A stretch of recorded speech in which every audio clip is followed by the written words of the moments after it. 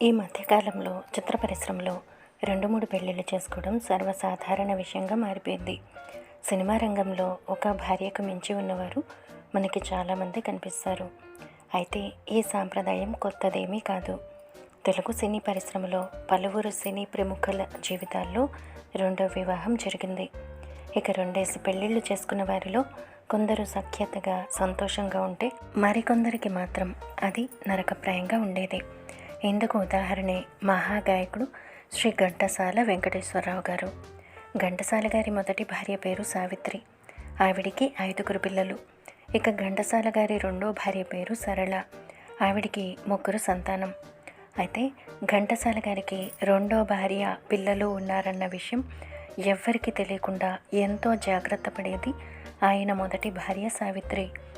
ఒకవైపు ఘంటసాల గారు తన రెండో భార్యను పిల్లల్ని మొదటి భార్య దగ్గరకు తీసుకురావాలని, అంతా కలిసిమెలిసి ఉండాలని ఎంతో ఆశపడేవారు.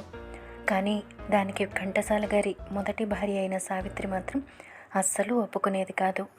ఇక ఈ విషయంలో ఘంటసాల గారు ఎంతో మానసిక క్షోభను అనుభవించేవారు.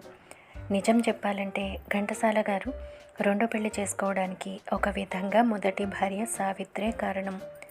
ఘంటసాల గారి రెండో భార్య అయిన సరళ వారి పక్కవాటలో నివసించే కుటుంబానికి చెందిన అమ్మాయి. ఒకరోజు సరళను ఘంటసాలకు పరిచయం చేసింది సావిత్రి.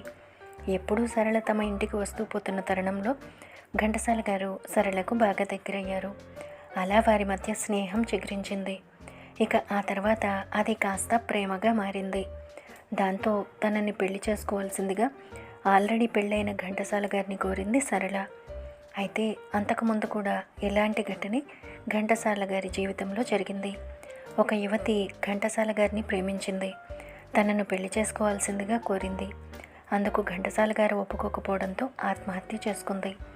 ఇప్పుడు సరళ కూడా అదే కోరిక కోరుతోంది. తాను కాదంటే ఆమె కూడా ఆత్మహత్య చేసుకుంటుందేమోనని ఘంటసాల గారు భయపడి ఆ వివాహానికి ఒప్పుకున్నారు. అయితే ఆ వివాహం తర్వాత జరిగిన పరిణామాలు ఘంటసాల గారి జీవితంలోని విశేషాలను తెలియచేస్తూ ఆయన కుమార్తె అయిన డాక్టర్ శ్యామల ఒక ఆన్లైన్ పత్రికలో సీరియల్గా రాయడం మొదలుపెట్టింది.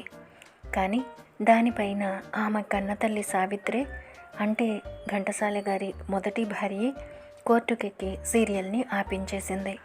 కానీ జీవిత కథలనేవి నిజాయితీగా వాస్తవాలను ప్రతిబింబించేలా ఉండాలని వాదించి ఆ కేసులో గెలిచింది ఘంటసాల గారి కుమార్తె శ్యామల. ఇక ఆ తర్వాత తను ఘంటసాల గారి గురించి తెలియజేయాలనుకున్న అంశాలన్నిటినీ ఒక పుస్తక రూపంలో తీసుకొచ్చారు. నేనెరిగిన నాన్నగారు అనే పేరుతో ఆ పుస్తకాన్ని ప్రచురించారు ఘంటసాల గారి కుమార్తె శ్యామల. ఇక రెండో వివాహం చేసుకున్న తర్వాత ఘంటసాల గారి జీవితంలో మనశ్శాంతి కరువైందని, 2 భార్యలతో ఆయన నరకం అనుభవించారని డాక్టర్ శ్యామల తన రచనలో పేర్కొన్నారు.